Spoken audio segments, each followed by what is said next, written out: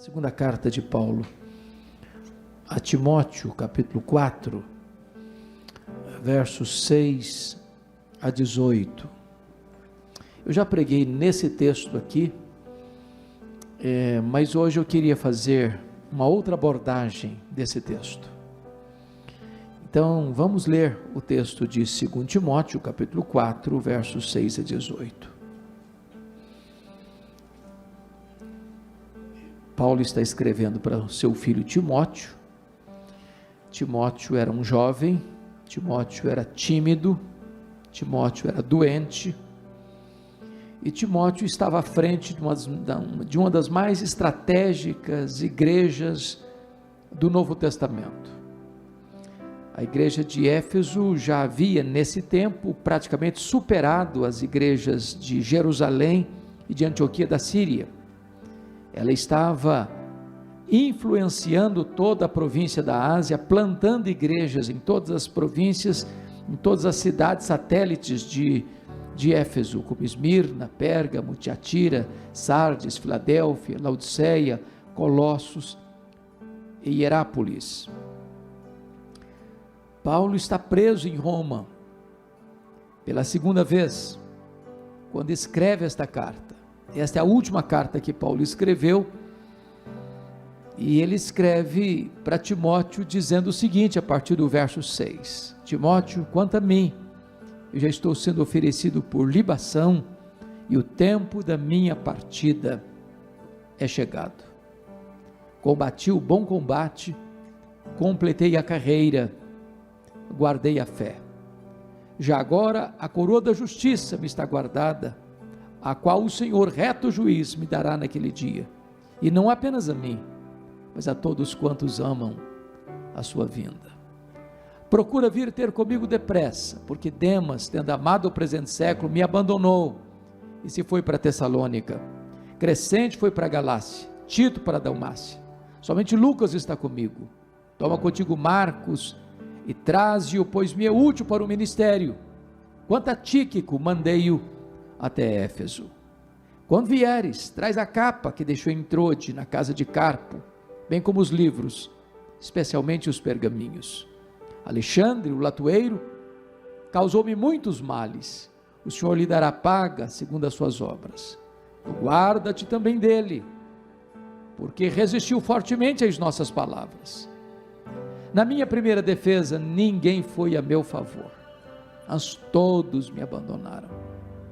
Que isso não lhe seja posto em conta, mas o Senhor me assistiu e me revestiu de forças, para que por meu intermédio a pregação fosse plenamente cumprida, e todos os gentios ouvissem, e fui libertado da boca do leão.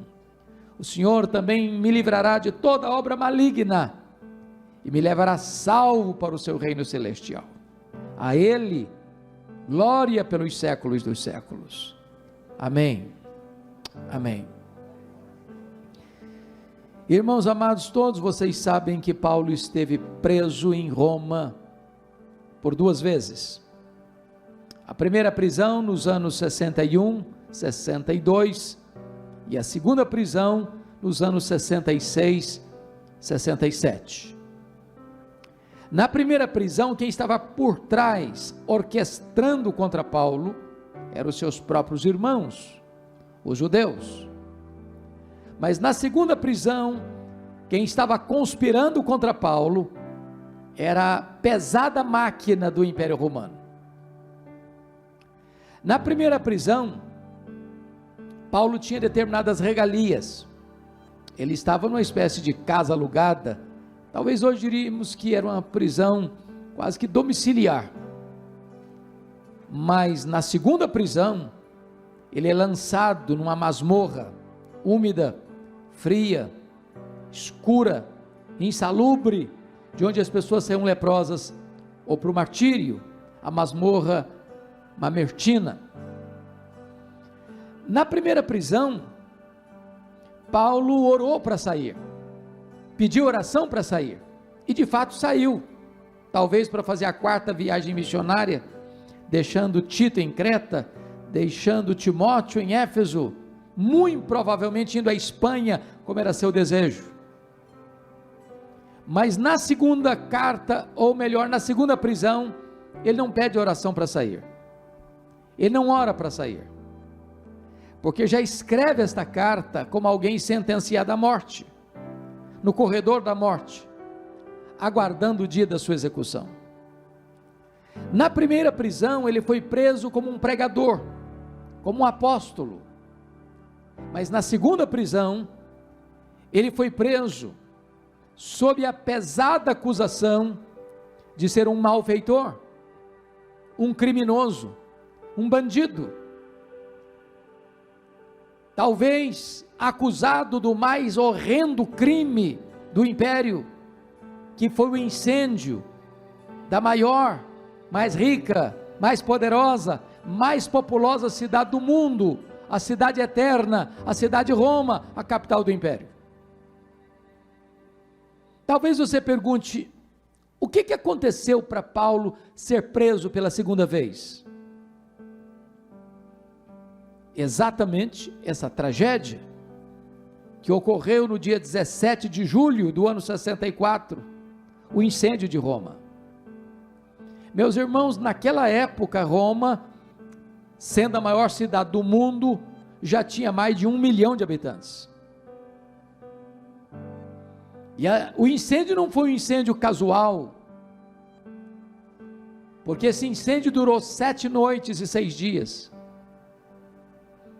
O incêndio destrói, devasta a cidade de Roma, pelo menos 70% dela.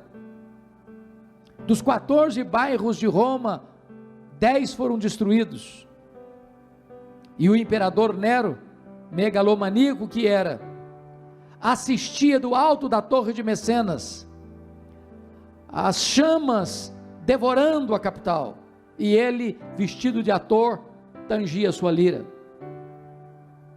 Quando o incêndio termina, na noite de 24 de julho do ano 64, percebe-se que os 4 bairros que não foram severamente afetados pelas chamas, eram densamente povoados por judeus e cristãos.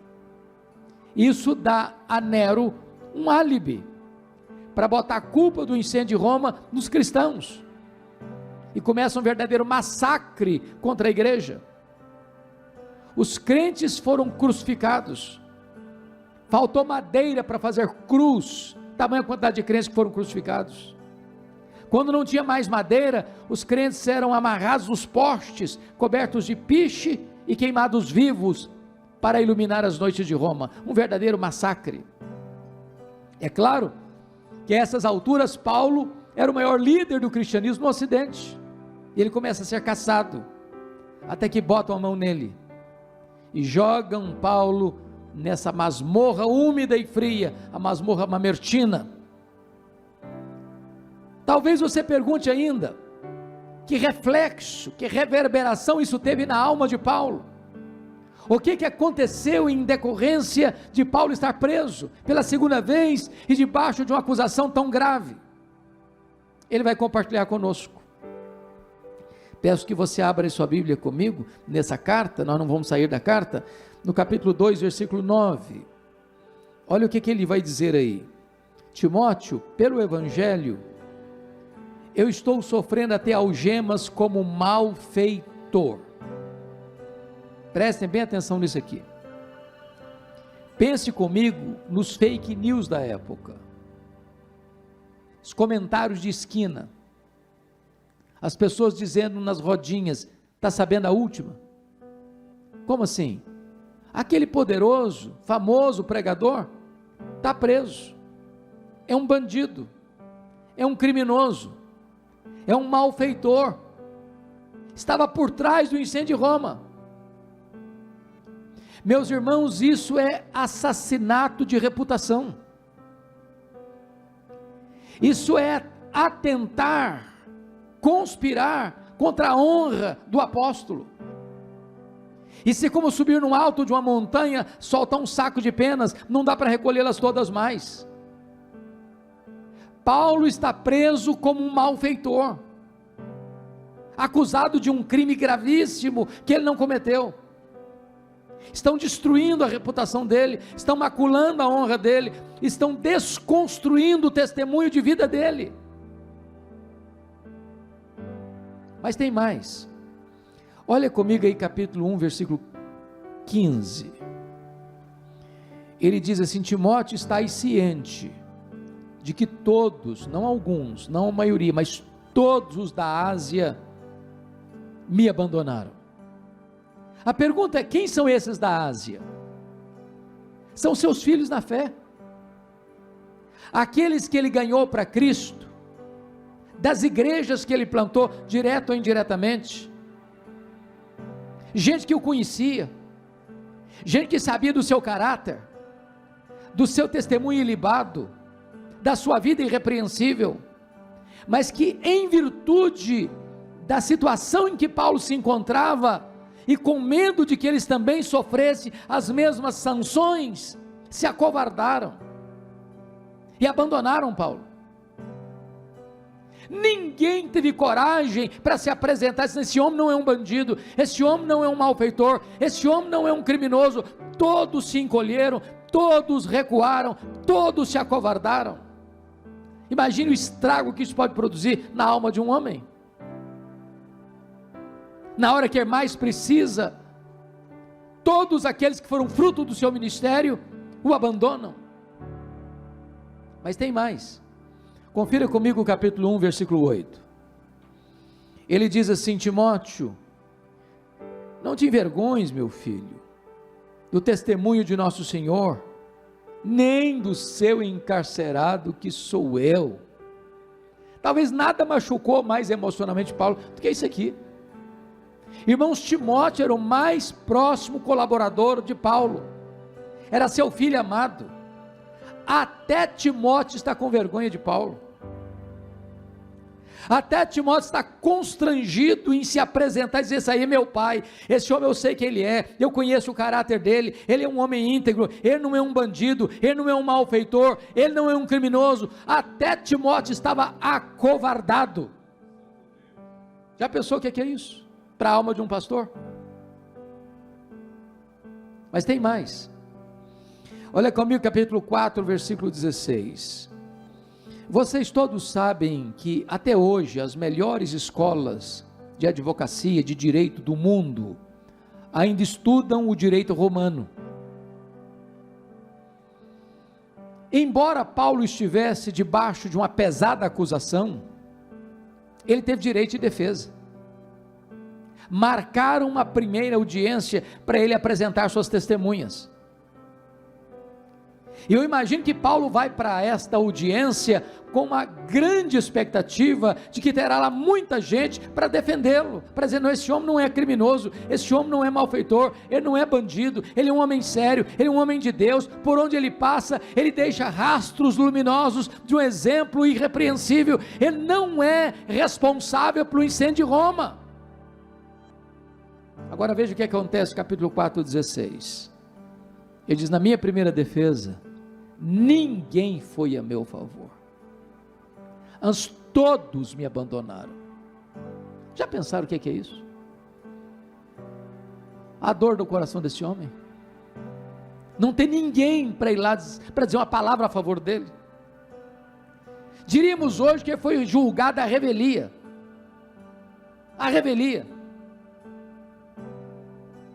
Resultado, capítulo 4, verso 6, ele sai dessa audiência sentenciado à pena de morte. Por ser um cidadão romano, não sofreu o tipo de morte que Pedro sofreu por ser um cidadão comum, a crucificação, mas ele foi degolado.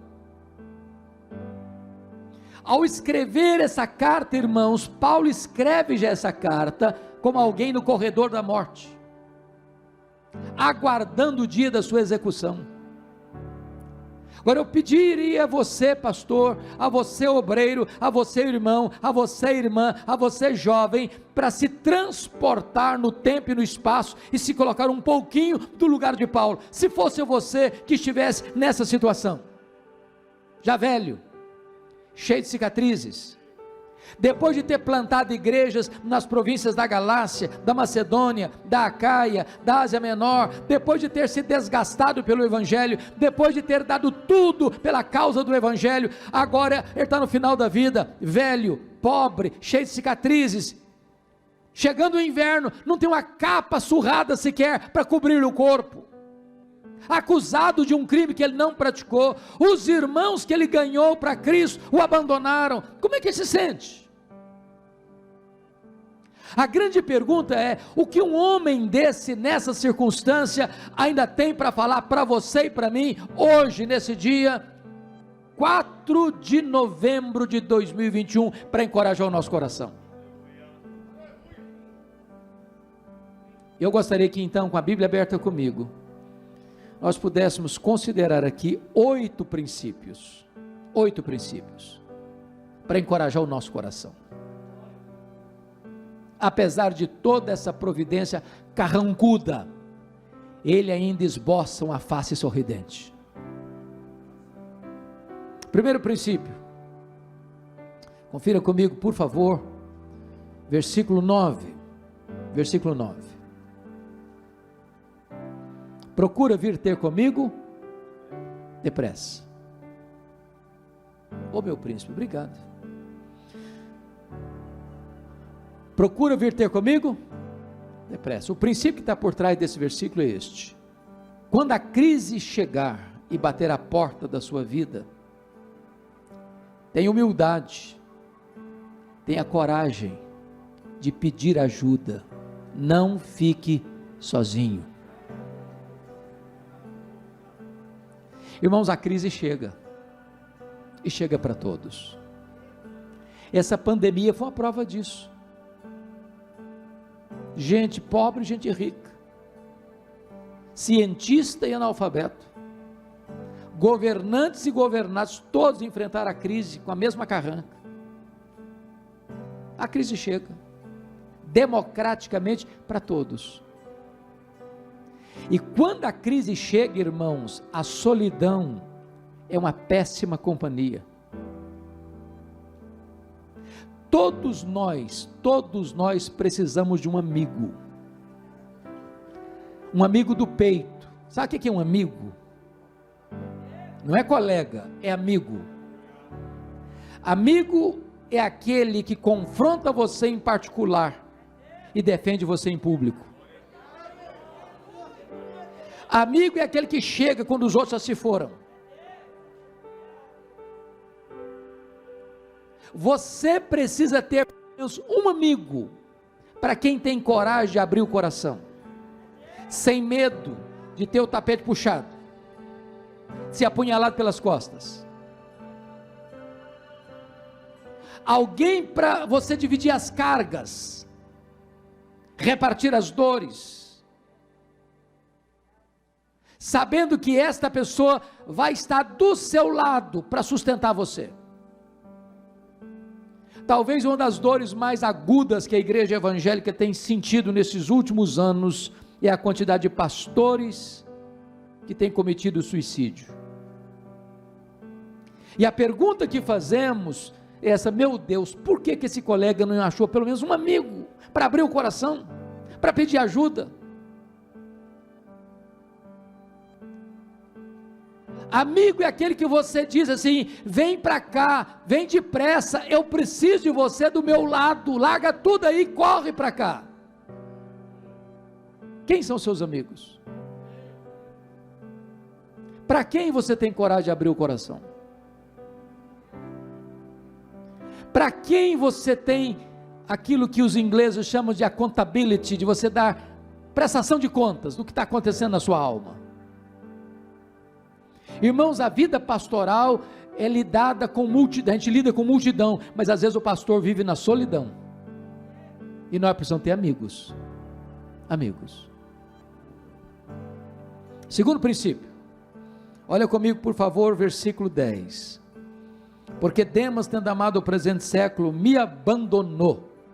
E o princípio que está por trás do verso é o seguinte: quando as pessoas decepcionarem você, não faça arquivos de mágoas, de memórias amargas.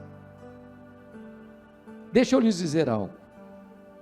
Ninguém exerce o pastorado, ninguém exerce liderança sem ter frustrações.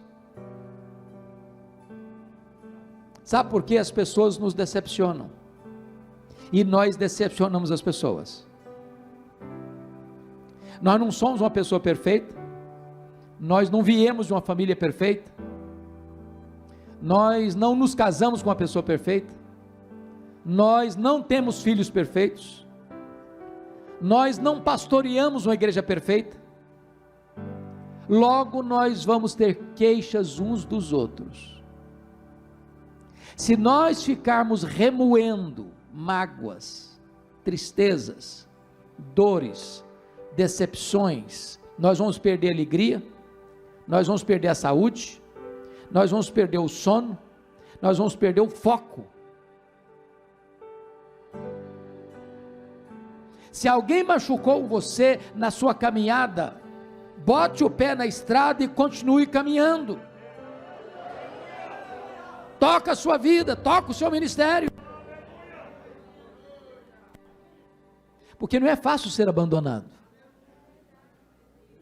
Não é fácil ser abandonado pelo namorado, pela namorada, pelo noivo, pela noiva, pelo marido, pela esposa, pelo amigo, pelo irmão. Não é fácil não. Não é fácil ser abandonado na hora que você mais precisa de ajuda. Não é fácil você ser abandonado por alguém que você ajudou. Não é fácil ser abandonado na velhice. Mas preste atenção nisso. Se você parar, se você estacionar, se você ruminar isso na sua alma, você perde o foco da vida.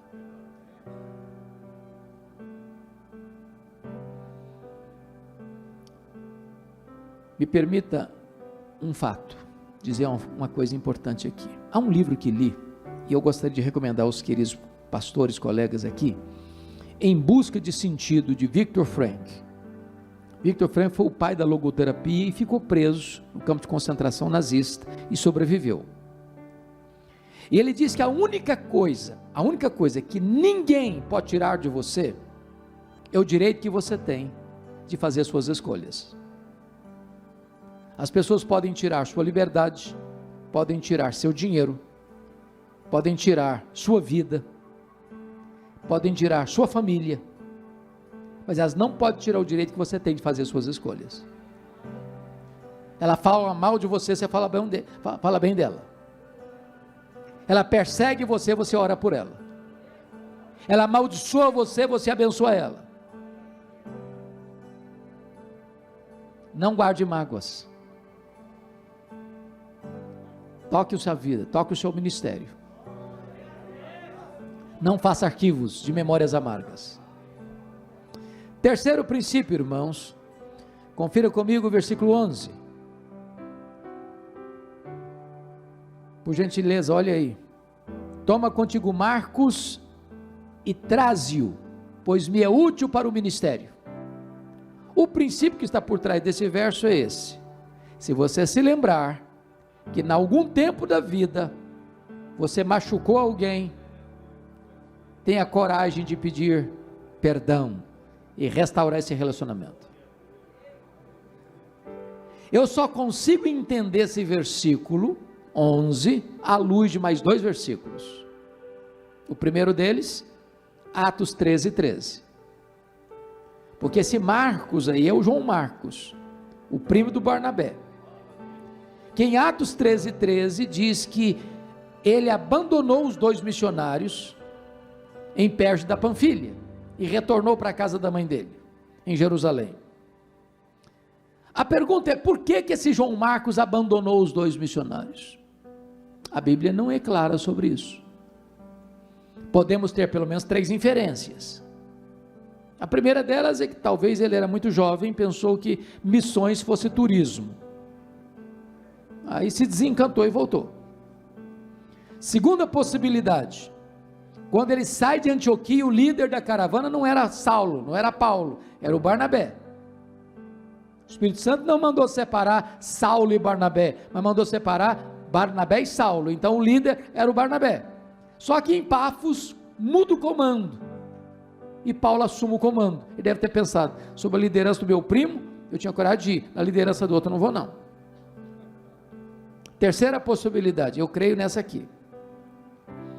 Está escrito em Gálatas 4, a partir do verso 13, que Paulo pregou o evangelho pela primeira vez na Galácia, por causa de uma enfermidade física.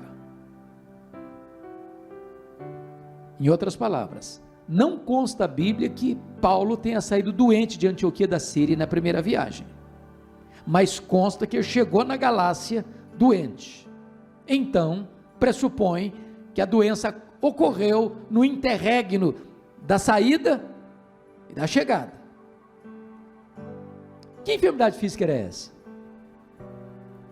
Muito provavelmente, a mesma situação que ele descreve em 2 Coríntios 12, 7. Me foi posto um espinho na carne, mensageiro de Satanás, para me esbofetear, a fim de que eu não me ensoberbecesse. Pergunta: o espinho na carne de Paulo veio de Deus ou de Satanás? E a resposta é: veio de Deus. Como é que você sabe? Por causa do propósito, para que ele não se ensoberbecesse. Quem tem dúvidas que o diabo trabalha 24 horas por dia para fazer do crente um balão, um pavão? Bom, mas se o espinho na carne veio de Deus, como é que Satanás batia na cara de Paulo com esse espinho? Porque esse é o papel de Satanás. Quando a providência é carrancuda, Satanás chega e diz: está vendo aí, você não é crente, você não é pastor, você não é pregador do evangelho, está passando por essa magrela. Se Deus amasse você, você não estava nessa. Olha para o seu vizinho, ele não é crente igual a você, está numa situação muito melhor que a sua. Satanás é mentiroso. Ele quer passar a ideia de que se você é crente, você nunca vai ter problema na vida. Jesus nunca prometeu isso. Ele nunca prometeu que nós não teríamos aflições nesse mundo. O que ele prometeu foi estar conosco todos os dias, até a consumação dos séculos. Dizem os estudiosos que essa região de perto da Panfilha era uma região alagadiça, pantanosa, com muita incidência de malária. E muito provavelmente Paulo pega uma malária aqui, que dava uma dor de cabeça alucinante, afetando inclusive a visão. A sensação que nós temos é que Paulo tinha um problema de visão, porque quando ele chega na Galácia, os crentes, se possível fossem, arrancariam os próprios olhos para dá-los a Paulo. Então é provável que esse João Marcos deve ter pensado assim: eu estou muito novo para ficar doente, eu vou voltar para a casa da minha mãe. O segundo texto que eu tenho que entender, para interpretar o versículo 11, é Atos 15, 36 a 41. Porque quando termina o concílio da igreja de Jerusalém, Paulo chega para Barnabé e diz: Barnabé, vamos voltar, vamos visitar as igrejas que nós plantamos, vamos encorajar aqueles irmãos. Barnabé disse: vamos sim, só um detalhe, eu quero levar o meu primo João Marcos. Paulo respondeu assim: eu não acho justo levarmos aquele que nos abandonou desde perto da Panfilha. Bom, o texto está registrado num tom muito polido, mas o que ocorreu certamente não foi ameno desse jeito. Eu vou tentar parafrasear então. Eu acho que foi mais ou menos o seguinte: Paulo chega para Barnabé e diz: Barnabé, viu que resultado maravilhoso o concílio da igreja? Decisão lúcida, clara, escrita, comunicada às igrejas, que não é necessário circuncidar para ser salvo, é só a fé em Cristo. Agora a solução está pronta, a decisão está consistente, a pregação agora está lúcida, agora restabeleceu-se a verdade doutrinária da igreja. Vamos então, Barnabé. Barnabé disse: vamos sim, Paulo, mas você lembra do meu primo? Mas é claro, né, Barnabé, que eu lembro do seu primo. Ô Paulo, eu estou com vontade de levá-lo com a gente, ele está todo animado para ir. Paulo fechou a cara, disse: não, Comigo ele não vai não. Não, mas ele amadureceu. Comigo ele não vai não. Ô Paulo, mas você não pode ser tão radical. Comigo ele não vai não. Mas Paulo, vamos dar uma chance para o rapaz. Comigo ele não vai, Barnabé. Diz a Bíblia que houve tal desavença entre Paulo e Barnabé por causa do menino João Marcos, que os dois não caminharam juntos mais. Agora pense comigo uma coisa agora. Você já se sentiu alguma vez na vida persona non grata? Já se sentiu descartado alguma vez? Já sentiu às vezes que ninguém acreditou nos seus dons, nos seus talentos, na sua capacidade? E se não tivesse um Barnabé na vida do Marcos? O Barnabé levou o Marcos para Chipre. Porque, nota de rodapé, os pastores não deviam brigar não, viu irmãos? Mas às vezes brigam. Agora, o que é maravilhoso é que quando os pastores brigam, o plano de Deus não é frustrado. Porque agora em vez de uma caravana tem duas. O projeto de Deus, claro, passou pela linha de Paulo. Era o projeto de Deus que Atos registrasse a peregrinação de Paulo. Mas o Barnabé investiu no Marcos. Mais tarde o Pedro discipulou o Marcos. E esse Marcos vai ser o primeiro evangelista da história. O primeiro evangelho a ser escrito foi Marcos. Tornou-se um homem de Deus. Agora Paulo está preso no corredor da morte, fazendo uma faxina na sua mente. Lembrou do Marcos. E diz assim para Timóteo: ô meu filho, quando você vier, traz o Marcos aí com você. Ele me é útil para o ministério. Sabe o que Paulo está nos ensinando aqui, irmãos? Você nunca é tão grande como quando você é humilde. O que Paulo está nos ensinando aqui é que nós devemos construir pontes de reconciliação, onde um dia nós cavamos abismos de mágoas. O que Paulo está nos ensinando aqui é que nós não temos o direito de tocar o nosso ministério e deixar pessoas feridas pelo caminho. O que Paulo está nos ensinando aqui é que um pastor e um líder é um homem que reconhece seus erros e tem coragem de confessá-los e pedir perdão para retomar a caminhada da vida.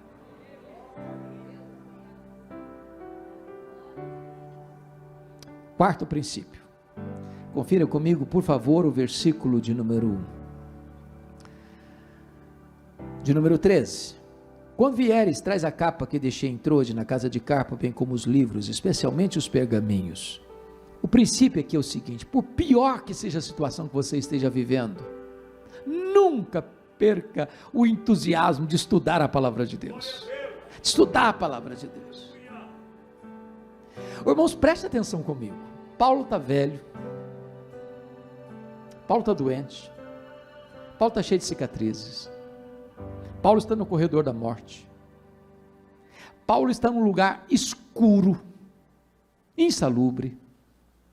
Paulo está aguardando o dia da execução dele. Ele tinha, diríamos hoje, todas as desculpas. Não, eu não quero mais ler nada, não quero mais ler também Bíblia, mas agora eu vou ficar pronto para morrer mesmo, porque agora chegou o fim mesmo, que acabou. O camarada está com vontade de ler mais Bíblia, quer estudar mais a Bíblia. Enquanto eu tiver um fiapo de vida, enquanto eu tiver fôlego nos meus pulmões, eu quero estudar mais a palavra de Deus. Traga os meus livros, traga os meus pergaminhos, traga as cópias das Escrituras. Paulo me impressiona, porque ele está morrendo e quer estudar mais. Às vezes tem muita gente que vive a vida inteira e não estuda nada. Ô irmãos amados, Deus, eu amei a sua palavra, viu, minha querida irmã? Que palavra preciosa. A senhora nos ensinou aqui o seguinte: ninguém pode ensinar se não aprende. Quem cessa de aprender, cessa de ensinar. Parabéns pela Escola Bíblica de Obreiros. Tem hora que o pastor precisa parar mesmo, porque quem dá precisa receber. Se a gente só dá, só ensina, nunca recebe, a gente seca.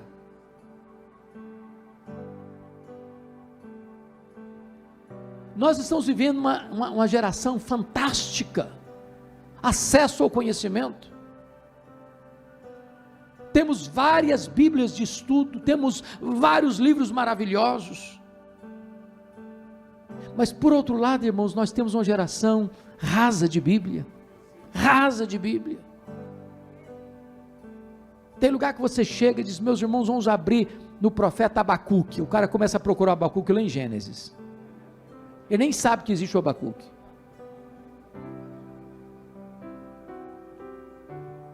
Gostei do que o senhor falou.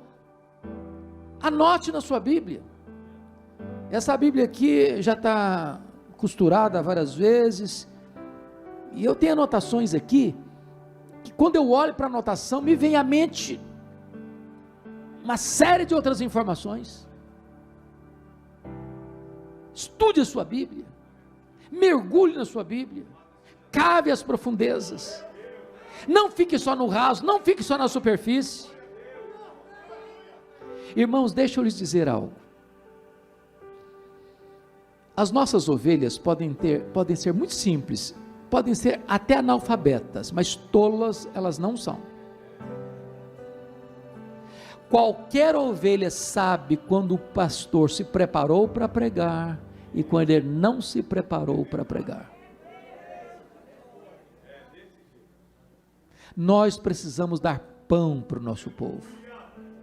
E para dar pão para o nosso povo, nós temos que mergulhar na palavra, nós temos que nos afadigar na palavra, nós temos que ser obreiros aprovados que manejam bem a palavra da verdade.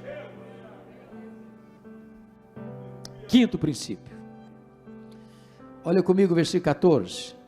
Alexandre o latoeiro causou-me muitos males, o Senhor lhe dará paga segundo as suas obras. O princípio que está por trás aqui é este: quando alguém deliberadamente fizer o mal contra você, não dê o troco, entregue esta causa para Deus.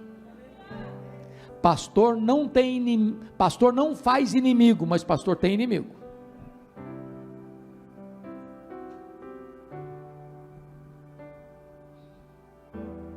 O que você faz quando alguém faz mal a você?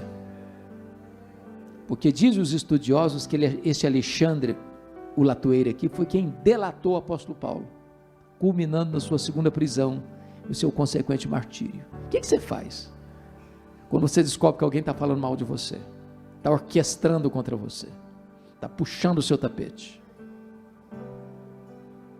É claro que pastor não revida, né? Pastor, gente crente, a gente não dá o troco, não é verdade?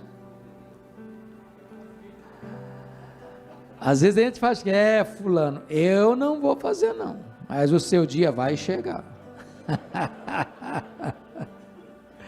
E aí quando o dia chega, você canta aquela música: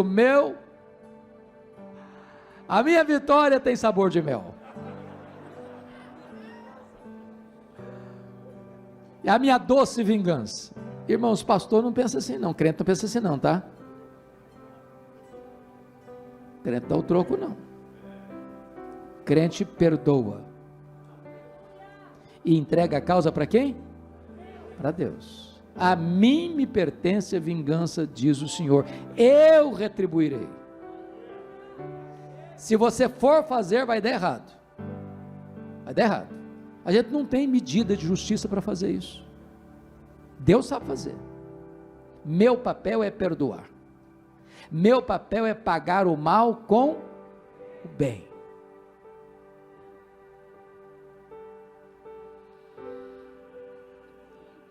Sexto princípio. Sexto ou sétimo? Sexto princípio.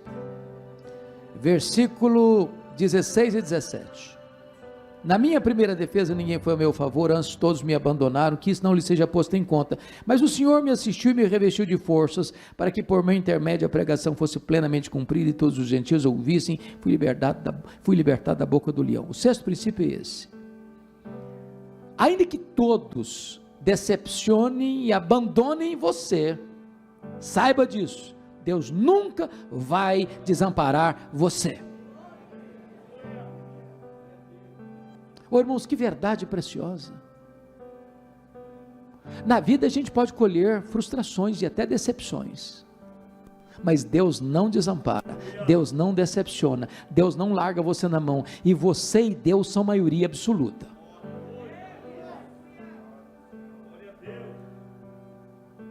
Agora vamos entender o que Paulo está dizendo aqui, porque quando ele vai para essa audiência, ele vai com expectativa, e ele chega lá pensando, vai ter uma multidão de crente aqui para me defender, e quando ele chega não tem ninguém. Eu imagino que ele ficou olhando para a porta, vai entrar um crente, vai entrar um filho na fé, vai entrar alguém que me conhece, vai entrar alguém para falar a meu favor, e não entra ninguém, e ele ficou o quê? Com a bateria riada, ele ficou com um sinal vermelho, porque o tanque estava vazio, ele se enfraqueceu. Então diz o seguinte, mas o Senhor me revestiu de quê? De força. Só é revestir de força quem está enfraquecido. Então tem hora que você está andando na reserva, tem hora que você está andando com o tanque vazio, tem hora que você está com a pilha quase acabando, mas nessa hora, de força em força, você vai caminhar. Deus não vai deixar você sozinho, Deus não vai deixar você desamparado, Deus vai te fortalecer, Deus vai lhe dar coragem, Deus vai lhe dar ânimo, Deus vai lhe dar vitória, Deus vai lhe sustentar.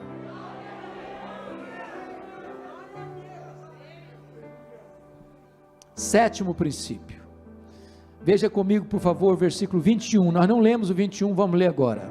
Ele diz para Timóteo assim, Timóteo, venha antes do inverno.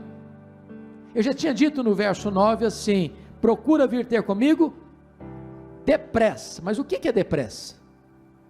Depressa é muito vago. Depressa pode ser uma hora, pode ser um dia, pode ser uma semana, pode ser um mês, eu não sei o que é depressa, depende do contexto. Mas agora eu coloco um pós-scriptum e disse, meu filho, quando eu digo para você depressa, eu estou querendo dizer antes do inverno. Por que ele diz isso? Porque no inverno, os 3 meses de inverno, não se navegava com segurança, é só ler Atos 27. O princípio que está por trás desse versículo é o seguinte, o que você precisa fazer, faça hoje, porque amanhã pode ser tarde demais. Foi o sermão que a irmã nos entregou agora há pouco. Oportunidades passam.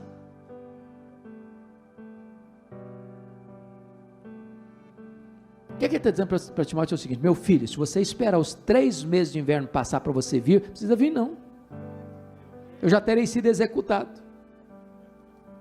aí é tarde demais. Irmãos amados, há coisas que não podem esperar. Eu não sei quanto a vocês, colegas pastores, mas um princípio tem regido a minha vida pastoral, hoje um pouco diferente, mas a vasta maioria do meu tempo lidando no dia a dia com as ovelhas como vocês, e o princípio que me regeu é esse, se um membro da igreja, uma ovelha, for para o hospital, e eu souber, que às vezes vai e não sabe, não é verdade?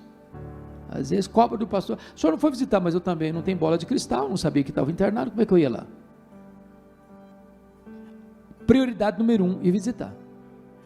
Prioridade número 1. Isso me lembra de uma ovelha que ligou para o pastor, disse, pastor, eu queria que o senhor fosse fazer uma visita para o meu avô, eu fui hospitalizado hoje, e queria muito que o senhor fosse orar com ele. O pastor respondeu assim, hoje eu não posso não, mas amanhã eu vou. Eu falei, pastor, ele está muito ruinzinho, o senhor podia ir hoje eu não posso. Amanhã eu ligo para fazer a visita. Outro dia, bem cedinho, o pastor ligou para o ovelha e falei, qual o quarto mesmo? O apartamento que está seu avô? Então, ir lá. O ovelha disse, não pastor, não precisa ir mais não. Ele faleceu essa noite. Há coisas que não podem esperar. Então me permita aqui pensar com vocês na cultura brasileira. Há uma coisa que me constrange na cultura brasileira. E a primeira coisa que me constrange na cultura brasileira é que os mortos recebem mais elogios do que os vivos. Já perceberam isso? A rasgação de seda que fica em cima do caixão. A pergunta é: será que esse irmão, essa irmã que Jesus chamou, escutou em vida alguns desses elogios? Meu irmão, se você tem que elogiar alguém, elogie em vida. Há crente muito espiritual, não, pastor, esse negócio de elogiar é um perigo, porque isso leva a pessoa a ficar vaidosa. O que a Bíblia proíbe é a hipocrisia. Agora, um elogio certo, bom, oportuno, é uma bênção.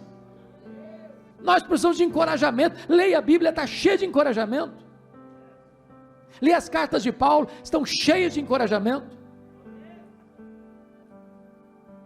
Comece a elogiar seu marido, comece a elogiar sua esposa, comece a elogiar seus filhos, comece a elogiar seus pais, comece a elogiar seu pastor, comece a elogiar os membros da sua igreja.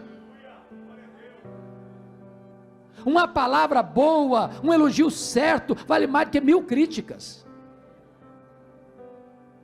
A segunda coisa que me choca é que defunto recebe mais flores do que vivos. Dá para entender isso? Eu fui num funeral, pastores, uma certa feita, e contei 86 coroas de flores. Precisava contratar um caminhão só para levar as flores. E eu fiquei do lado olhando, falei, coitado do defunto, não consegue cheirar um botão de rosa a mais, para que tanta flor para ele? Mas sabe por que os mortos recebem mais flores do que os vivos? É porque a voz do remorso é maior do que a voz da gratidão.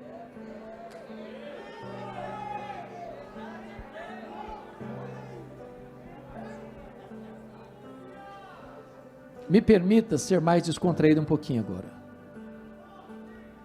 Eu sei que todos os homens aqui são muito românticos, né? Nunca esquece o aniversário da esposa, nunca esquece o aniversário de casamento, sempre surpreende a esposa levando um buquê de flores. Não é assim mesmo? Mais ou menos isso, né? Quase isso. Agora, eu conheço também, vocês não, mas eu conheço também alguns maridos pão duro, que nunca levam um buquê de flor para a esposa. Agora preste atenção no que eu vou lhe dizer. Se você, minha irmã, for na frente, você que nunca ganhou um buquê de flores, você vai ganhar uma coroa grande, grande, e o cara nem vai pedir desconto na floricultura.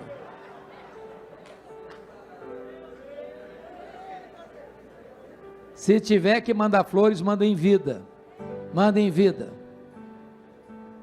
O que você tem que fazer, faça hoje. Talvez está na hora de você fazer uma visita. Tempo que você tinha que ter feito, não fez até hoje.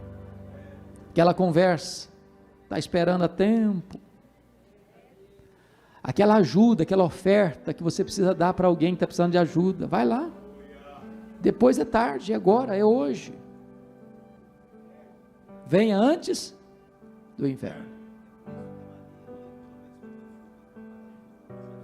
Exatamente isso. Ela colocou tudo que ela tinha a serviço de Jesus. Quebrou o vaso, ela não abriu o vaso, ela quebrou o vaso. Mas para terminar, o último princípio, o 8º princípio, versículo 18, olha aí o que está escrito. Ele termina, fecha a cortina da vida, dizendo o seguinte: a Ele, glória pelos séculos dos séculos, amém. E o princípio é este: a melhor maneira de você fechar as cortinas da vida e encerrar a sua carreira e o seu ministério é dando a Jesus toda a glória devida a Ele. Não tem monumento para homem, não tem homem no pedestal. O único que deve receber a honra, a glória e o louvor é o Senhor Jesus Cristo. E não tem melhor maneira de encerrar a carreira do que essa. A Ele, glória, pelos séculos dos séculos. E eu acho que quando Paulo escuta na prisão, a masmorra mamertina, a chamada dele, está na hora. Não tem coração tremendo, não tem desespero, não tem revolta, não tem medo. Ele avalia o passado e diz o seguinte: olha gente, eu combati o bom combate, eu completei a carreira, eu guardei a fé. Ele não está com medo de enfrentar a espada de Roma. Ele diz: eu já estou sendo oferecido por libação e o tempo da minha partida é chegado. E essa palavra partida é um eufemismo para a morte. Ele está dizendo o seguinte: olha, eu vou descansar das fadigas, eu vou fazer minha última viagem rumo à pátria celestial, eu vou mudar de endereço, eu vou voltar para a casa do Pai. Ele não está com medo da morte, não. Ele está olhando para frente e dizendo o seguinte: eu na verdade, embora condenado por um juiz da terra à pena de morte, o que importa para mim é que o reto juiz já me justificou, então eu estou indo na verdade receber a coroa da justiça. Esse homem está seguro, esse homem está convicto, esse homem está em paz. Este homem é aquele que pode dizer: para mim o viver é Cristo e o morrer é lucro. Oh irmãos, que Deus nos ajude a viver seguindo as pegadas daquele que imitou a Cristo. Que Deus nos ajude a exercer o nosso ministério para a glória de Deus, para a salvação dos perdidos e para a edificação da igreja. Que seja assim. Amém.